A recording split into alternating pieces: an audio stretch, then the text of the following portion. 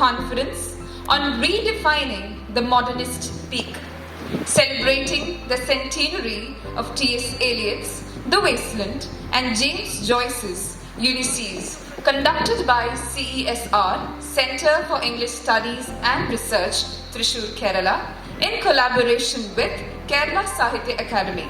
Once again, welcome you all. I now request the distinguished dignitaries to come to the stage. I welcome Dr. Muralidharan Tarel to the stage. I now welcome Dr. Chitra Panikar, Dr. Arun Lal K, and Professor Aisha Nugamdas to the stage. I welcome Dr. Nisha Francis to the stage. Firstly, we will have the prayer. May I call upon Meera for the same. Govind bolo, Gopal bolo, Ram naam bolo, Hari naam bolo, Allah Malik Isha Nanak, Allah Malik Isha Nanak, Zorashtra Mahavir Buddha naam bolo, Zorashtra Mahavir Buddha naam bolo, Govind bolo, Gopal bolo, Ram naam bolo, Hari naam bolo, ये नाम सारे जीवन सहारे, परमानंद के होते न्यारे, जो नाम चाहो वो नाम बोलो, जो नाम चाहो वो नाम बोलो, प्रेम से बोलो, भाव से बोलो, प्रेम से बोलो, भाव से बोलो, गोविंद बोलो, गोपाल बोलो, राम नाम बोलो, हरि नाम बोलो. Thank you, Meera. For the welcome address of the day, may I call upon stage respected Miss Razina Kliyar, Assistant Professor of English at 3C Achudam Menon Government College, Thrissur. Ma'am is also one of the key program coordinators. Can we have you on stage, ma'am? Good morning, everyone. A warm welcome to one and all gathered here to the second day of the 16th annual conference conducted by CESR, Centre for English Studies and Research, Thrissur, in collaboration with Kerala Sahitya Academy. Our conference had a stupendous start yesterday, where we listened to brilliant lectures to T.S. Eliot's The Wasteland. The concept for today's program is James Joyce's Ulysses, where CESR celebrates the centenary of these two seminal works that radically changed our perception of how a novel can be composed or how a poem can be structured. Well, we have to admit that Ulysses is a hard nut to crack, admired and revered for its multiple perceptions and its tenacious grip on our sanity. Ulysses by James Joyce is based on the exploration of consciousness, inspired by Virginia Woolf's injunction that the novelist should consider the ordinary mind on an ordinary day. For Joyce, this entails a preference for the anti-hero, or at any rate, a hero who does not resemble his earlier heroes, as well as the exploration of the subject matter. A notable experiment in the rendering of time, Ulysses displays a modernist skepticism about the linear arrangement of events into traditional plots, combining realist representation of the world with esoteric symbolism. The novel calls attention to its own status as fiction and to the relationship between fiction and history. Critics are divided on almost every aspect of this great novel: the literary value of such vast systematization, the significance of Leopold Bloom's meeting with Stephen Dedalus, and the very spirit of the work. Its impact on modern literature is immense, from specific literary influences such as T.S. Eliot's The Wasteland to all works that mythologize contemporary experience, and the novel explores the dignity of ordinary persons, the values of family and human brotherhood. We also have the themes like consolation of language and the literary tradition, the interrelation and the theological, psychological, the aesthetic, language and the concept of the ideas. The novel also explores the ambiguity of the most profound experiences and the impact of modern revolutions in politics, science, and linguistics. And they are all analyzed in a manner of unparalleled virtuosity. So it's no wonder that T.S. Eliot said, this is a novel that we should read, and if we have not read this, we have not read anything at all. We have very distinguished speakers to deliver today's lectures. The introductory lecture will be delivered by Dr. Nisha Francis Alappat, Assistant Professor and Head of the Department of English, Inaugural College, Thrissur. Welcome, ma'am. Renowned scholar of film and gender studies of international Italy and a former professor of English at St. Aloysius College, Thrissur.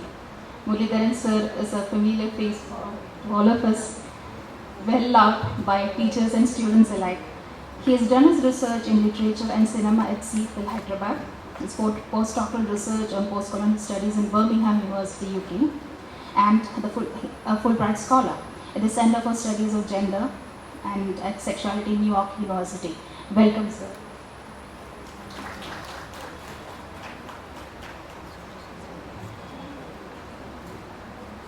Dr. Chitra Panikkar, Professor of English at the University of Bangalore, will deliver the keynote address. Dr. Chitra Panikkar has done her doctoral research on James Joyce and Marcel Proust. She has worked as a resident scholar in James Joyce Foundation, Zurich, for a year and has translated and published almost 8 chapters of Ulysses into Malayalam. She is an associate fellow at the Indian Institute of Advanced Study, Shimla, for some time, and an ardent social activist of gender and caste studies. Welcome, ma'am. The academic session for the day will be handled by Dr. Arun Lal. He is an assistant professor of English at Government College, Muggeri, and he is an eminent author / poet, speaker and translator. Arun Lal sir has finished his doctorate degree in culture studies from English and foreign languages at the University of Hyderabad, and has worked with International Shakespearean Desk, Dublin, on the topic of localizing Shakespeare, and has published extensively in international journals. Welcome, sir. And I welcome Dr. Aishan Magdas, sir, convener of Center for English Studies and Research, England National Film Award-winning film critic, and a dear sir to all of us. Welcome, sir. And welcome, dear audience, to today's program. Thank you. To be both a literary masterpiece and one of the hardest works of literature to read. To provide us with a brief introduction to this famously difficult novel, may I now invite Dr. Nisha Francis to the dais. She is the head of the Department of English at Vimala College, Thrissur, and also one of our key program coordinators. May I please have you on stage, ma'am. Good morning and a very warm welcome to the second day of the centenary celebration of revisiting the Modernist peak, celebrating the centenary of T.S. Eliot's Wasteland and James Joyce's Ulysses. The task assigned to me is simple but difficult. Difficult because I anticipate a responsive and proactive audience, keen and sympathetic enough to absorb every word mentioned here about Ulysses. I understand your situation as I can place myself in your position when exactly 25 years ago I was pushed into doing research on James Joyce's Ulysses. Yes, I would say I was literally pushed into taking up an author who I partially knew through his work, A Portrait of the Artist as a Young Man. Thanks to late Dr. T. Nandakumar for instilling an adequate amount of enthusiasm into our young minds during our postgraduate days. When I first approached my research guide, Dr. P.P. Ravindran, whom I miss on this stage on account of certain personal reasons, with a vague idea about my PhD topic, in his own gentle manner, he asked me to do a lot of reading on Ulysses and Bakhtin. For a student who had just completed the post-graduation, this sounded Greek and Latin. But everything conspired to my falling in love with Joyce's Ulysses. Then started my journey with Ulysses, and the rest is history for me. To start my work, I grabbed 2 copies of Ulysses, all other works of James Joyce, including Finnegan's Wake, which I have not read or even opened once. I am particularly thankful to Caesar and Sahitya Academy for organizing the centenary celebration of James Joyce's Ulysses and T.S. Eliot's Wasteland, which turned out to be a true revisiting of the peaks of the Modernist movement. I will organize my brief introduction to Ulysses as simple as possible and as coherent as possible, because the book is notorious for its incoherence and incomprehensibility. I will not take any particular critical stand on Ulysses, as I feel that I am incompetent to make any verdicts on this masterpiece of literature. The only claim that I can make about the book is that I have read it exactly 2.5 times for completing my thesis. I also worked on an equally popular theorist, Mikhail Bakhtin, whose ideas of polyphony, dialogism, and carnival, according to my young mind, had some applicability on the text in question. Ulysses is a textual carnival, and the stylistic, linguistic, and narrative acrobatics of the text amply displayed the ideas of polyphony, dialogism, and heteroglossia of Mikhail Bakhtin. At least that was the finding of my thesis. I left Joyce immediately after my PhD, and this is the first and the best opportunity I got to revisit Joyce's Ulysses. I realized one thing: revisiting this novel gives you a different perception of things you read several years ago. Honestly, I could not patiently reread or revisit the book with the responsibilities of my life and my profession. These are my personal experiences about Ulysses.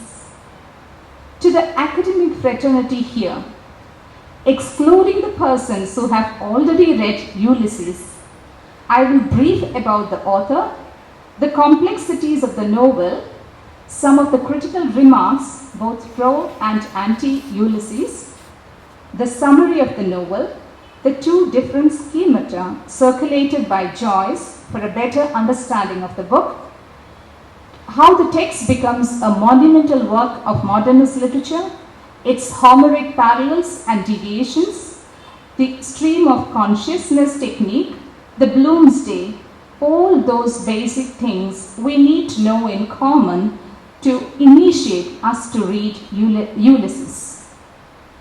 There are erudite speakers in the following sessions to enlighten the audience on other critical aspects of Ulysses, and a session on the problems of translation, which opens up other possibilities of textual rereading.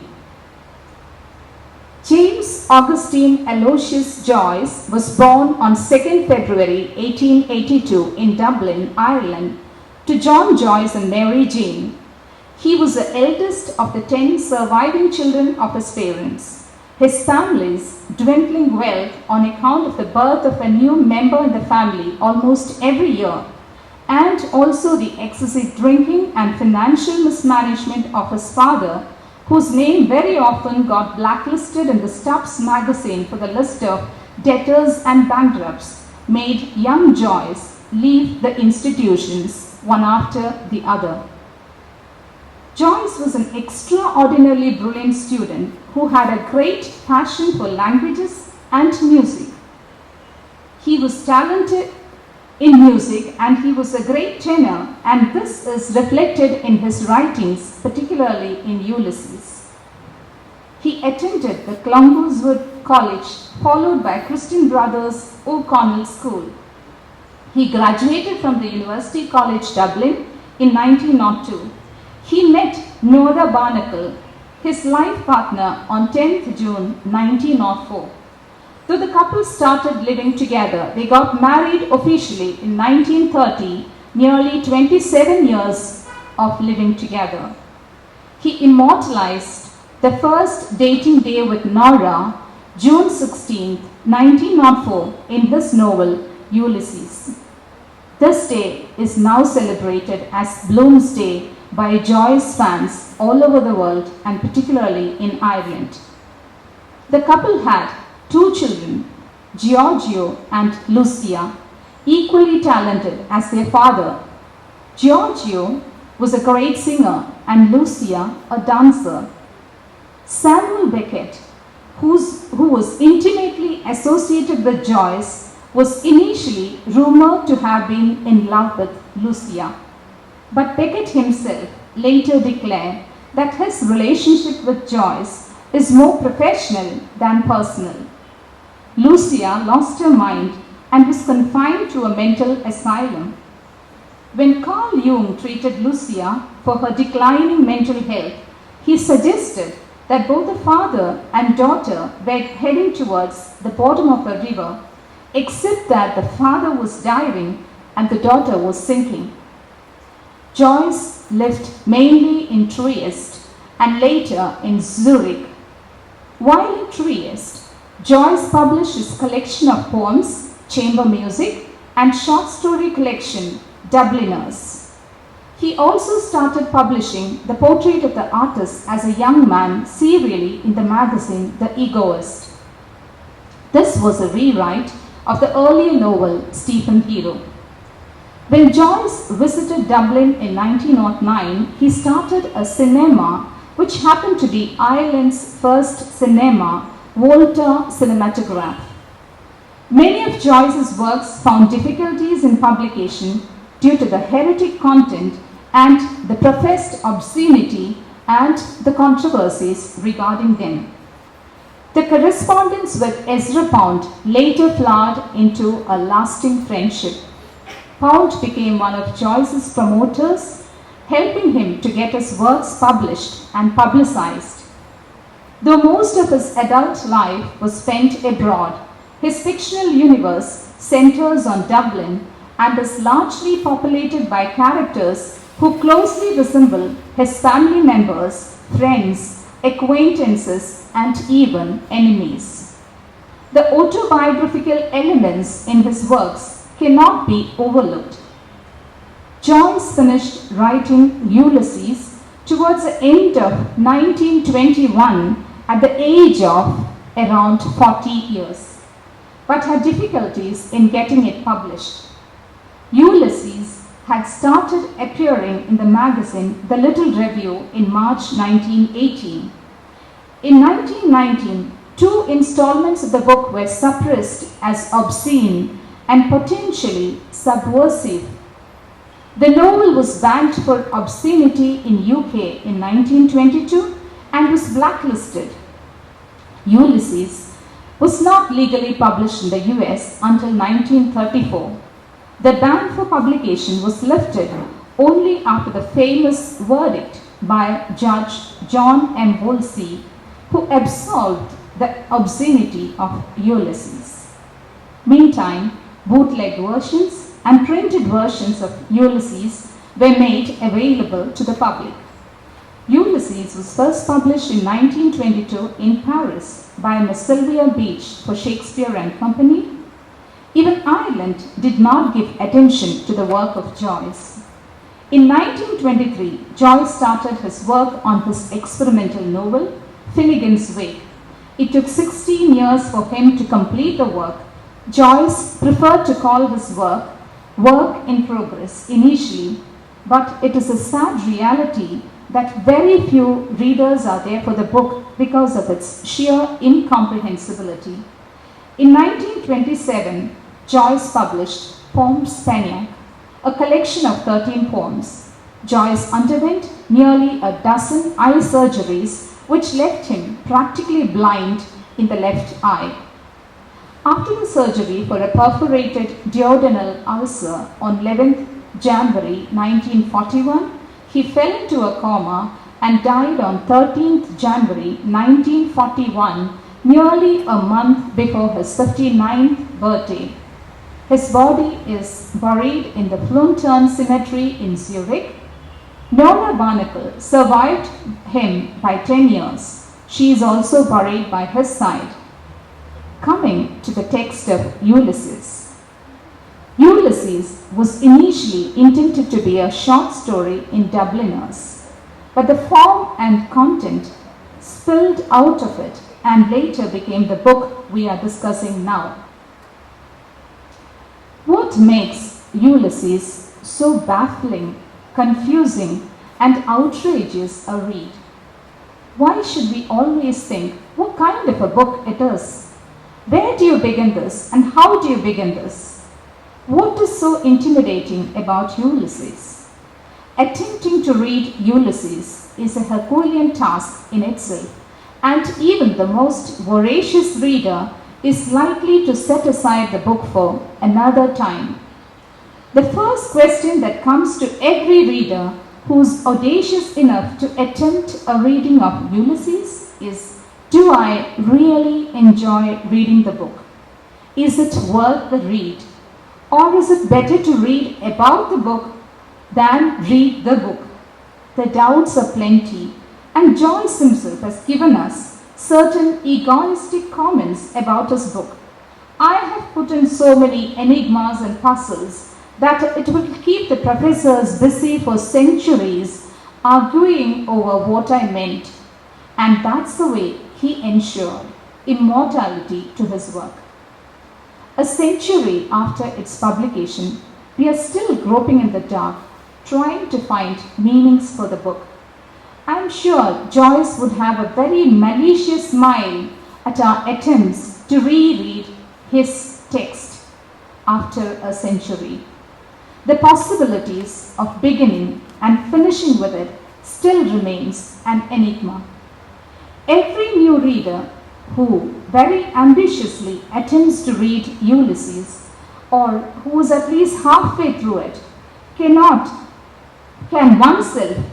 can say to oneself that he or she is not the first, nor the last, nor only the alone in a series originating in and repeated to infinity. I was quoting Ulysses. The title Ulysses may conjure up classical associations, the Roman name of the Greek hero Odysseus. Those who expect a modern novelization of Homer's epic will only be surprised to discover themselves thrown into the middle of a narrative. Where do you find Ulysses in Ulysses? Modern readers may not face this dilemma about the book anymore, as the title has virtually lost its ability to refer to the Greek or Roman hero. The title Ulysses is intriguing, and it now simply means that book by James Joyce. Joyce had an uncanny creative mind which thrived on noticing the ways in which one thing both was and was not like the other. It is this not quite sameness that Joyce exploits in the method of connecting Ulysses and Odyssey. Ulysses looked like a novel to many, but it also looked like drama or catechism or poetry or music, depending upon the page one happened to open. From the outset, Joyce knew his readers, whether popular or the literary, would be nonplussed. During the serialization of the novel in the Little Review between 1918 and 1920, Joyce began writing letters to his friends with explanation and exegesis about the book. The author tried to create an informed, appreciative audience by dropping hints about the book and by giving schema for reading his book. Joyce supplied typescripts, proofs, critical hints, including a proper plan for the book, versions of which he circulated to his select friends at least a year prior to its publication. When Joyce was completing Ulysses in 1920 and 21, he produced two elaborate tables, often called the Linati schema and Gilbert schema, to help friends understand the design behind his damned monstrous novel. Each table starts with a column of Homeric titles for the 18 chapters or episodes, which he would prefer to call them, which appeared without titles, both in the Little Review and in the 1922 print of the novel. The other columns in the two schemata provide further information about each chapter. The schemata are fantastic creatures regarded by many intelligent readers as chimeras, largely unhelpful for reading the novel, though they possessed some hermeneutic value. The Gilbert schema divided the book into three important sections: Telemachia, comprising 3 chapters, Odyssey, comprising 12 chapters, and Nostos, comprising 3 chapters, altogether 13 chapters or episodes. The Linati schema divides the book according to the time of the day: dawn 3 chapters, morning 3 chapters, midday 9 chapters, midnight 9 chapters, and finally it blends in the deep night dawn. Joyce was able to prepare the reader and confuse the reader with his own different versions of the schema. Joyce's own euphemism for the book was that it was a telephone directory.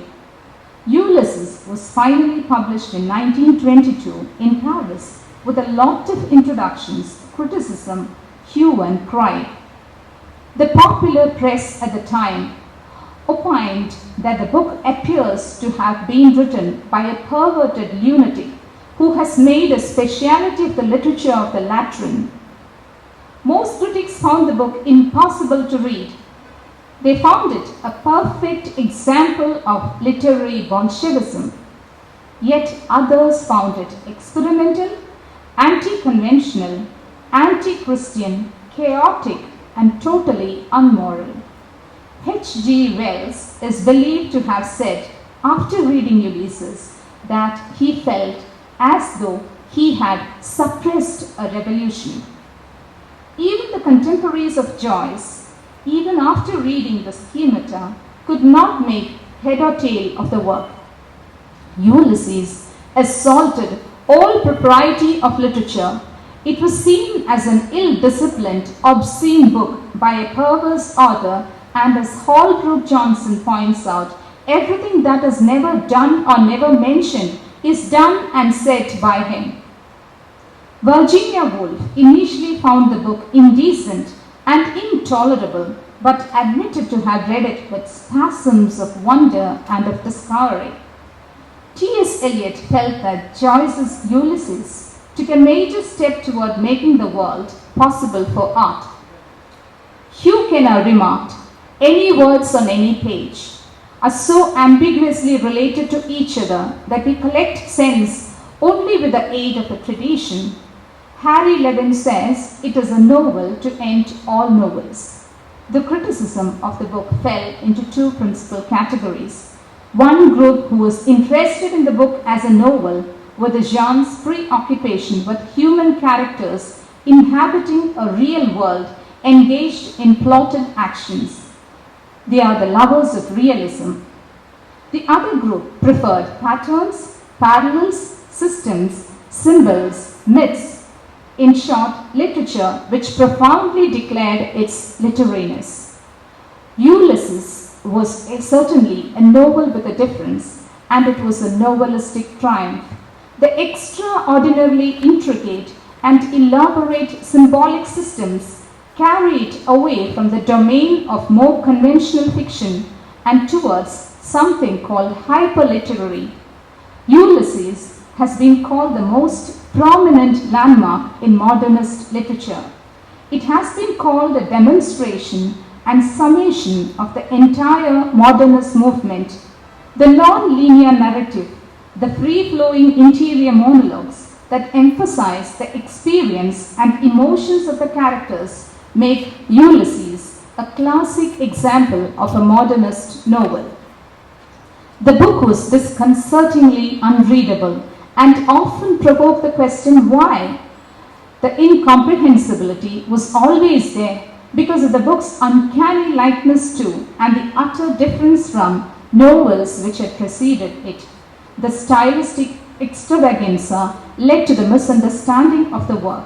Ulysses isn't a novel, yet a novel. It challenges, expands, and even explodes the genre's previously established conventions. The most concise 20-second summary of the book is given by the famous author Salman Rushdie. This is how Rushdie narrates Ulysses. Middle-aged, cuckolded Jewish advertisement salesman walks from Dublin for the day, lectures after club-footed girl at beach, goes to red light district, gets even more drunk, meets young guy, brings him home to the middle of the night. Maybe he tries to pimp out his wife to young guy. The end. If this is the plot, why talk much about the book? If a book is understood or read for its plot alone, there will be very few books to be read in literature. It is the style that matters and is more important than the plot. Ezra Pound praised Joyce for her stylistic veracity and compression. Joyce's characters not only speak their own language, but they think their language. How did Joyce make this possible? Through a technique called the interior monologue or stream of consciousness. The interior monologue allowed Joyce to explore subterranean complexities and undercurrents without having to resort to the kind of authorial philosophizing practiced by other writers. Joyce mentioned this technique to Largold in explaining about the use of this in Ulysses. This technique was capable of presenting directly, without the aid of an intrusive narrator, the most intimate, often half-formed, only half-verbalized thoughts of a character. A stylistically dexterous writer like Joyce could deftly and economically draw the curve of a personality. Joyce was able to convey intimacy, immediacy, and ineradicable distinction of character in his novel through this technique. Ulysses made use of the interior monologue, the unmediated first-person rendering of the characters' private thoughts in their own idiom, and the registering in these thoughts of external events, conversations, physical surroundings, sensations. Much of the action is thus related to the consciousness of these characters. As the critic Sloat remarks, undoubtedly Ulysses is one of the most intricate books with profusion of styles and quantity of allusions to Dublin street topography, Irish history, Aristotle, Shakespeare, Dante, 19th century popular music, which makes it seem inaccessible to many readers. Joyce's mastery over language was remarkable, and he once said to Samuel Beckett, "I have discovered that I can do anything with language." Joyce's fidelity to the word, according to Wyndham Lewis, is phonetic naturalism.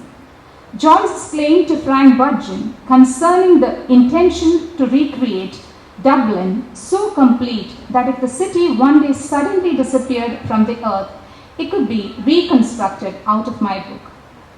A man of genius makes no mistakes. His errors are volitional and the portals of discovery, to quote Ulysses. And as Pound pointed out, let us unite to give praise to Ulysses.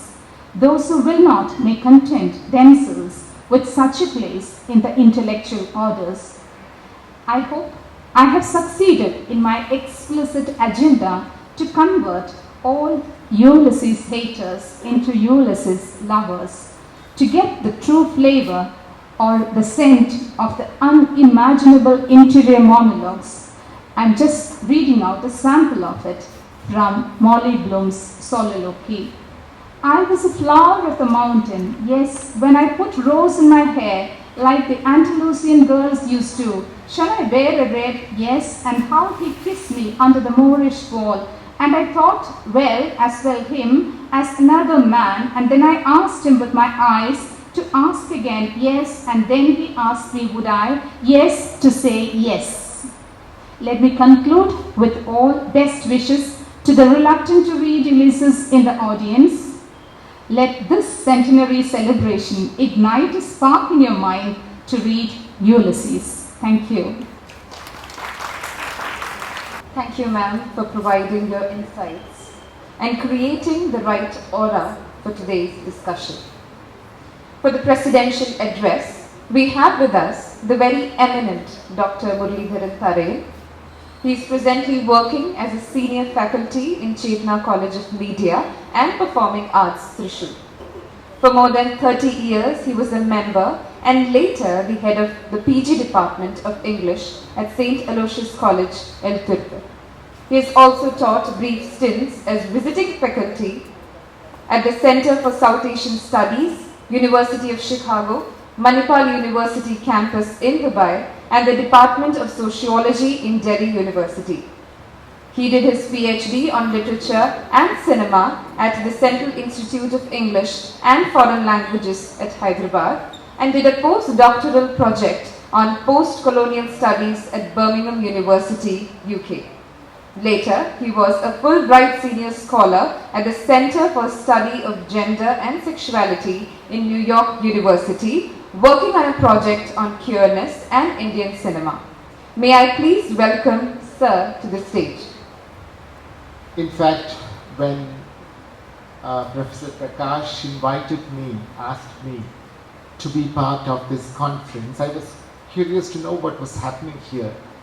At the same time, I also felt that I would rather be a misfit here, because I can honestly confess that I have not read much of James Joyce.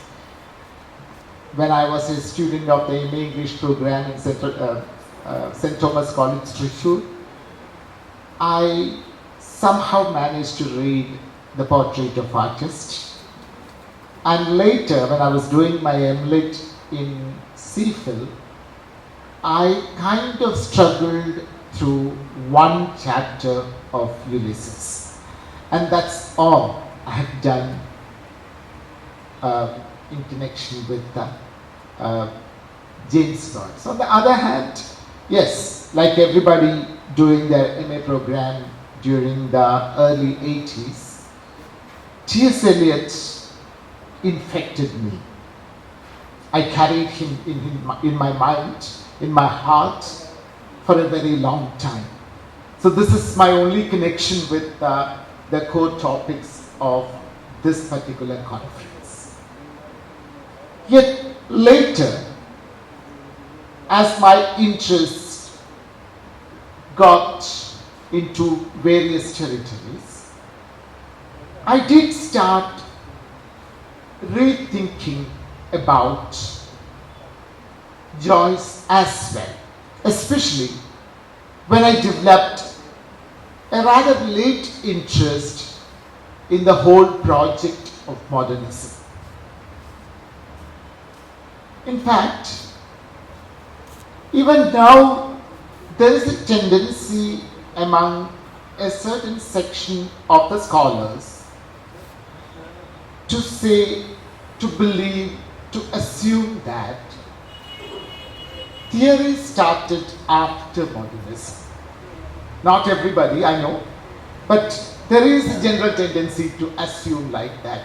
So everything before theory is the stage before theory was modernism, and then came theory and postmodernism and all that. And in fact, I think it is time for us to rethink that assumption as brilliantly shown yesterday, initially by Dr. Meena Pillai, and also later by, I don't know her name, the brilliant young person from Ansar College who presented a queer reading of the works of Eliot and James Joyce. Perhaps one of the reasons for this assumption I mentioned before was the prominent aesthetic of the early years of 20th century, premised on the new critical concerns. But were the modernist writers, not to forget the modernist painters, were they not theoretically nuanced? We know that the Bloomsbury group was active at that time. In fact, Eliot's Wasteland was published by Hogarth Press, that is Virginia Woolf's, the press run by Virginia Woolf and Leonard Woolf. And that was a time when tremendous experimentation was going on every aspect of life. They were experimenting with narratives. They had completely abandoned the totalitarianism of the realist aesthetic. And in painting, they had started experimenting with multiple perspectives, thereby questioning the very assumption of a single worldview. And as is notorious, the members of the Bloomsbury group,